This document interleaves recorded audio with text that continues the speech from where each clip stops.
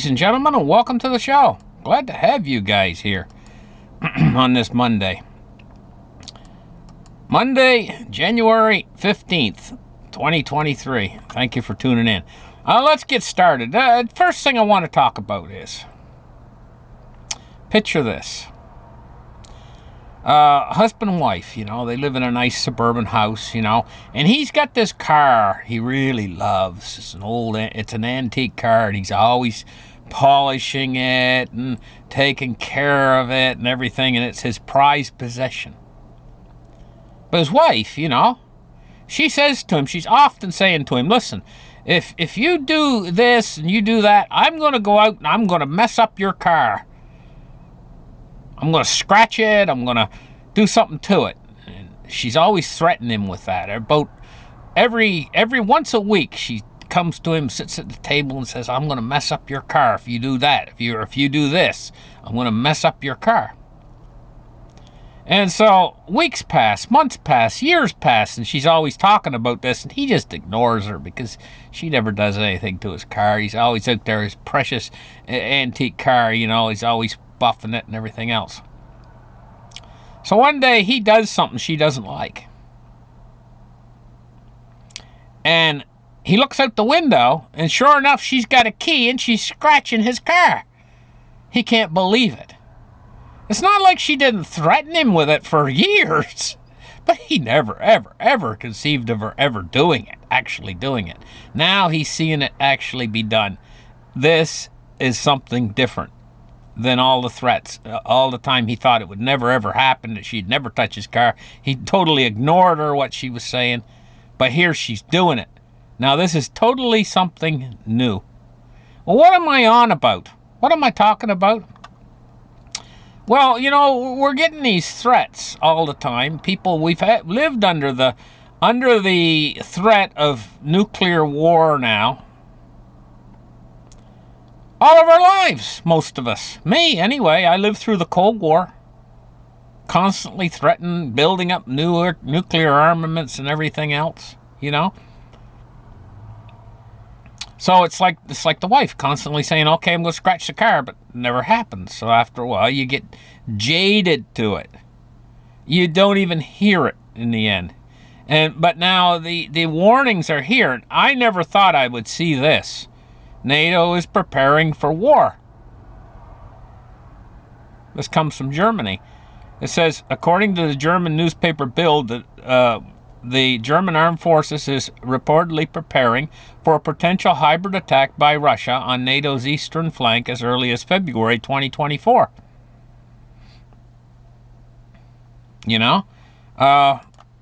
Take a look. German intelligence reports NATO is preparing for war with Russia. A recent revelation by the German newspaper Bild said the German armed forces are reportedly gearing up for a possible hybrid attack. This document was marked top secret for official use only, outlines a detailed scenario named Alliance Defense 2025. Now this coincides with what else I showed you. Remember I showed you that letter from the United States Air Force General? And I did a whole show on that. Well, seems to me it was earmarking 2024, 2025 time frame around the elections and stuff. It says that this top secret document predicts a series of events starting in February 2024 where Russia is expected to initiate another wave of mobilization, drafting an additional 200,000 individuals into its army. This move is set to precede a spring offensive against Ukraine, pushing the Ukrainian forces back by June. The scenario escalates in July with Russia's transition from covert to increasingly overt attacks against Western interests, particularly targeting the Baltic states with cyber attacks and other forms of hybrid warfare. Okay, in that story I told you guys about the husband and wife, and she's out there keying his car, and you can hear the paint scraping right off. Through the window, he can hear the screeching sounds as the key runs down the side of the car. What happens with him? He goes ballistic. Okay, let's talk about this for a minute. It's all not real. It all doesn't seem real. It all seems surreal, the fact that nuclear weapons could go off. But at the same time, we have to understand that all of us, all of our lifetimes, have been kind of instilled in us a fear. And this is probably what happened with this husband. He was always frightened that maybe she would do it someday. It always went through the back of his mind. But because years went by and she never did it, he kind of put it in the back of his mind. This is what all of us do. But the fear is still there. But we're never going to believe it's true until we see it actually happen. And that's the same way with him. He couldn't believe it was true until he seen her key in the car, scraping the key down the side of the car. Then all of a sudden it becomes all too real. But we've been taught that if the nukes go off, it's the end of all of us. It's going to be nuclear winter, and heck, it wouldn't have to. Nuclear winter. We wouldn't have to worry about global warming anymore because they would be skiing in Mexico, ski resorts in Mexico. Imagine them sliding down the slopes, in their radioactive suits, the rich people, with the snow flying behind them, all full of radioactivity in Mexico. I'm just basically, it's kind of joking around a little bit. Maybe I shouldn't joke about this kind of stuff. But when the first nuclear bomb actually goes off and blows up a city or something, then it's going to become all too real, just like the guy keying the car. For everybody on Earth. It's going to be a sudden moment of shock. Disbelief at first. Everybody around the world. But we've all been trained psychologically to believe that this is the end of it all when we see the nukes go off. This is it. This is it. It's over for us. This is the training that we've slowly received over the years. Right? And so it could be, I'm not going to sugarcoat this. It could be that it all happens at once and all the nukes, and it goes into full-scale nuclear, or maybe not. Maybe it's just going to be what they call, there's two different kinds of nukes. There's smaller nukes and bigger nukes, I think it's strategic nukes, and then there's the, I can't think. I'm having a brain fart, guys. But anyway, it might just be the smaller nukes going off. It might just be a limited exchange. But it's going to have the same effect on all of us. What's most likely is a limited nuclear exchange. Because I don't think the world leaders want to all die. I think they like to live, you know what I mean? But at the same time, when they start to run out of conventional armaments, the temptation to use limited range nuclear weapons or have a limited scale nuclear war is going to be unbelievable at that point. And them running out of conventional weapons can happen awfully fast once they actually get into a war between superpowers. And listen, guys, I never ever thought I'd see headlines like this. Two superpowers coming together and clashing. This is actually a sad day to see this headline, because I never thought I'd live to see anything like this. Just this headline. Them preparing. And the war theater growing into what is actually it's become right now, and getting worse. And so this is a major threat to our planet right now. But, we got to take a look at how the war is expanding. And why I do so much shows on this now is because this is intrinsically tied to what's going on in the financial system.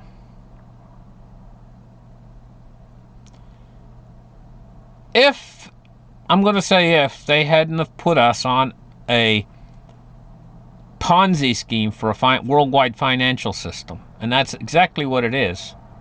And we're coming to the culmination of this Ponzi scheme. And this is why we're coming to the culmination of an event that could turn into a global war, or heaven forbid, a global nuclear war. Because you got two superpowers coming together here. What can I say? This is like a worst case scenario starting to play itself out in all of this global, what needs to be a global reset from a global Ponzi scheme. And, you know, the only real answer here is hard money. Quite seriously. So what's happening with the Houthis today? Well, you know, the Houthis make their missiles, and they only cost, their actual cost is, I think they just basically take a tube, you know, and they fill it with, it's like a big bottle rocket. The Houthis missiles, they only cost 1,000 or 2,000 or 3,000.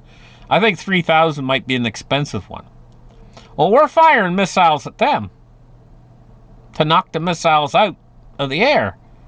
The sophisticated missiles, they cost about over $1 million a piece.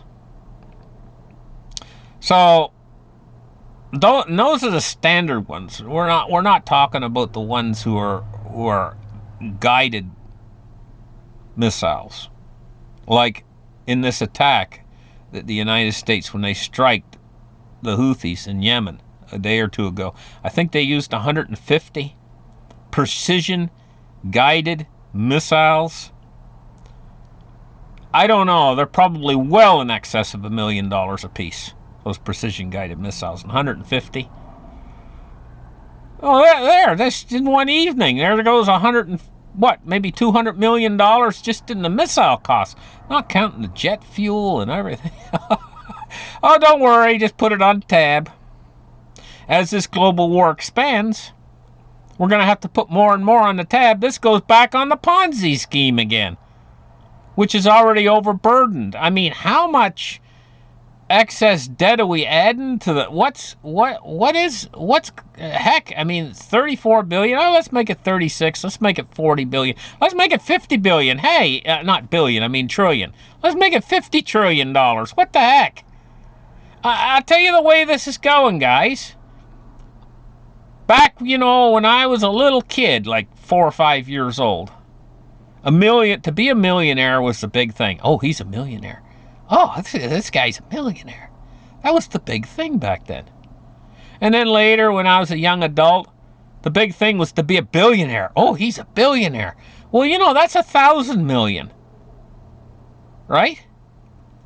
Now they say the big thing is going to be the world's first trillionaire is going to come soon. That's 1,000 times that again.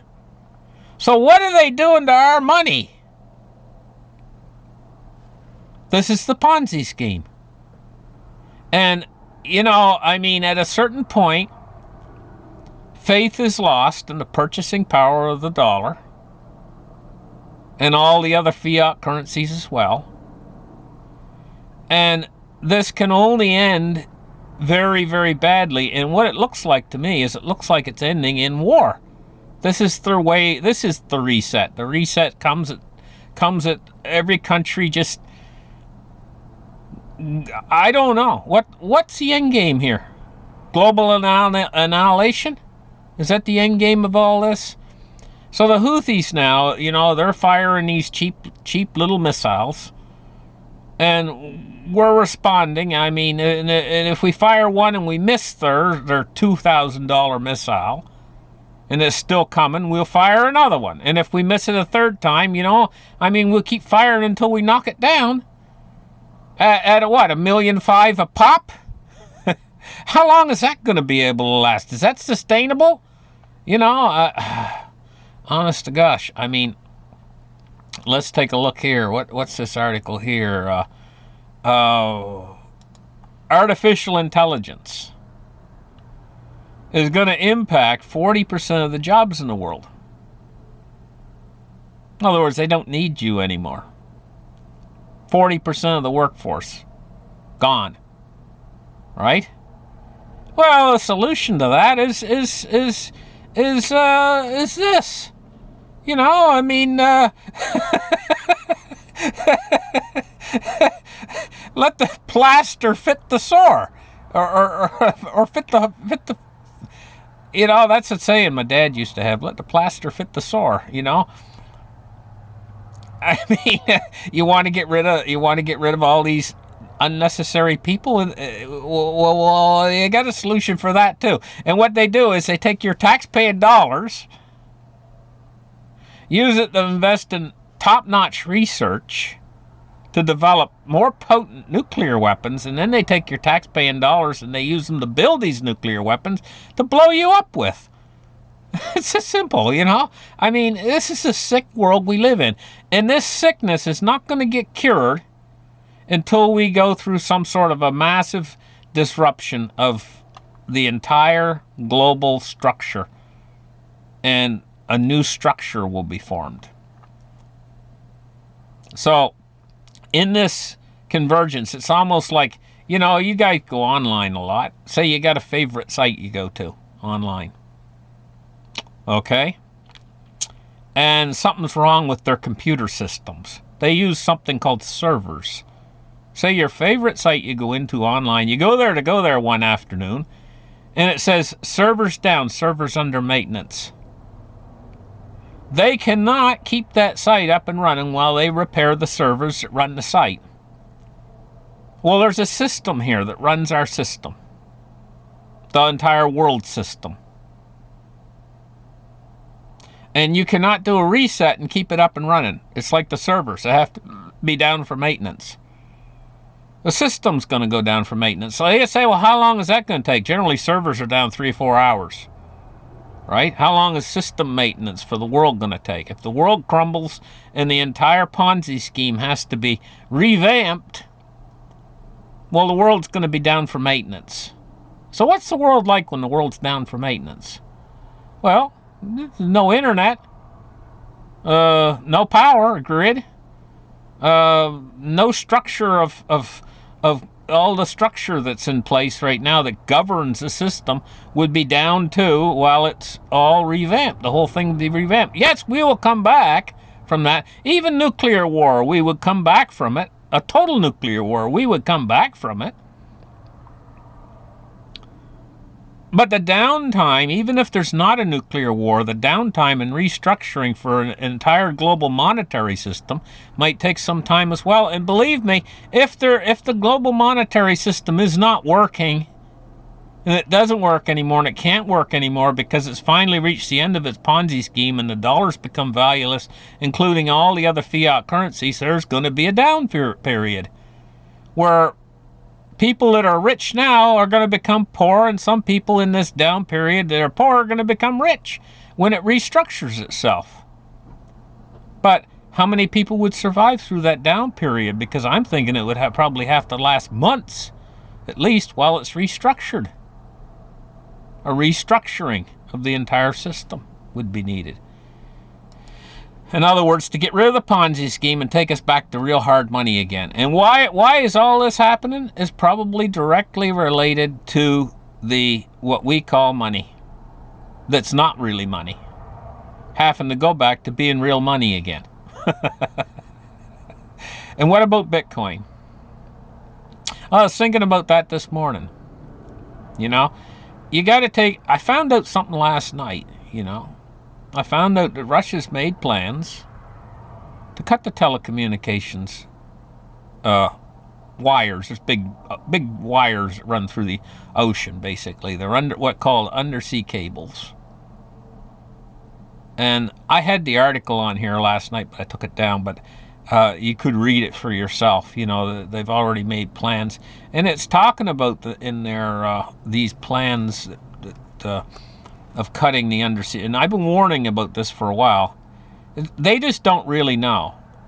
But the nearest that they can figure is if they cut 1 or 2 cables, that they would be able to reroute the internet, and it wouldn't be a catastrophe if they cut 1 or 2 cables. But if they go and they cut dozens of them, then they can't reroute. It was described in the article, if that were to happen, as being a catastrophic failure for the internet. Oh, you know, everything now runs on the internet. And in war, you ever heard the old saying, all's fair in love and war? Nothing, no cards are off the table in war, in all-out war between superpowers. And I'm afraid this is where we're headed. So how does this impact Bitcoin? Remember I was talking about Bitcoin? Well, how much is your Bitcoin worth if you got no internet? But you know, I'm going to tell you, you're not going to get rid of commerce. So what if the dollar becomes valueless? And you got no internet to run your Bitcoin? You know what's going to happen then? They're going to go back to what works. And gold and silver. That's what works. That's what worked for us. It worked for us. It's infallible. Gold and silver are perfectly fungible. It's infallible. That's why they used it for thousands of years. We didn't have internet, first off. It functions perfectly without internet. It functions perfectly without a power grid. And commerce will go on. People have to live, and and whatever they use has to be fungible. Gold and silver is perfectly fungible. I mean, you guys understand what fungibility is. It means that if you've got 1 ounce of whatever it is, say silver, it's pure silver, you got 1 ounce, it's worth the same as any other ounce of silver. And see, that's the way with the dollar. That's why the dollar is so successful, because it's fungible. One of your dollars is worth the same as the other guy's dollar. You know? And so it's great for trade, because you can't trade a cow for a chicken, because they're not fungible. A chicken's not worth as much as a cow. You know? And so the world relies upon something that's fungible for trade. It has to also be a store of value. You have to be able to put it away someplace and be able to retrieve that net value later at some point in time. It doesn't want to rot. You don't want something that... You wouldn't want dollars if you could put them away in your pocket and they'd rot in one day and be worthless. No, you put them away in your pocket, and they see, the dollar is fungible, and it can be stored value, but it is losing that aspect of its. Anyway, I'm getting bogged down here. We got to get moving on. Taking a look at the silver price today, it's at $23.17. So, you know the reason why we don't see silver go back down to $18? And I'm not expecting it to. They would take it down. 18, 15, 14. These bullion banks using their paper short contracts to short the price down. They would. But they know that if they did that, the mines would just cancel production. And then we'd have a real silver shortage, real honest-to-gosh silver shortage, and then the price would shoot to the moon. Because there'd be no silver for mining industry and for these industrial applications and stuff. And they need their silver to make their bombs. Can't make a smart bomb without silver. And gold price today, you know, is $20.54. It's up $6.74 on the day, the gold price.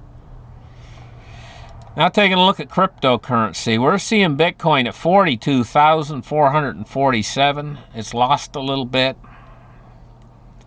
Ethereum at 25.21 and XRP at 57.2 cents. Nothing goes up in a straight line, guys. But you know, I'm going to tell you guys what. Bitcoin's future, not gold's future, Bitcoin's future. And Bitcoin is the electronic version of gold, basically. But its entire future relies upon the internet. If there's vulnerabilities in the internet, and if during wartime the internet has huge problems, which it darn well could, then that's Bitcoin's big. If Bitcoin was Superman, that is the kryptonite for Bitcoin, but it's not for gold and silver. So you got to take that into consideration. But, you know, if the internet stays running over the next 5 years, it alludes more to Bitcoin's functionality, because Bitcoin has a functionality that gold doesn't have. Say you're in, I don't know, say you're over in the United States of America, and you decide you want to move your gold over to someplace else, say Germany. It's physical gold. You got a problem. But a Bitcoin? Pfft, not a problem. Moving it's nothing, because it moves across the internet. That's an asset to Bitcoin. So Bitcoin has its liabilities and it has its assets, just like gold does.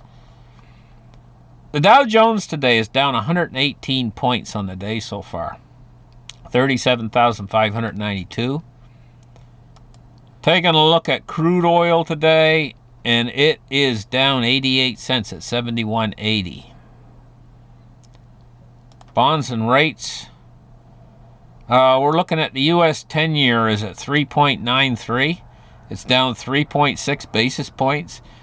And the U.S. 30-year is 4.17, and it's down a half a basis point. And taking a look at the dollar index, it's at 102.59, and it's rising today, albeit slowly.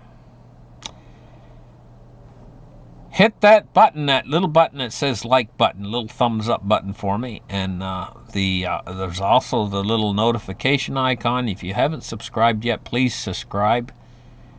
And we'll catch you guys in the next show. You guys have a great afternoon. Bye-bye.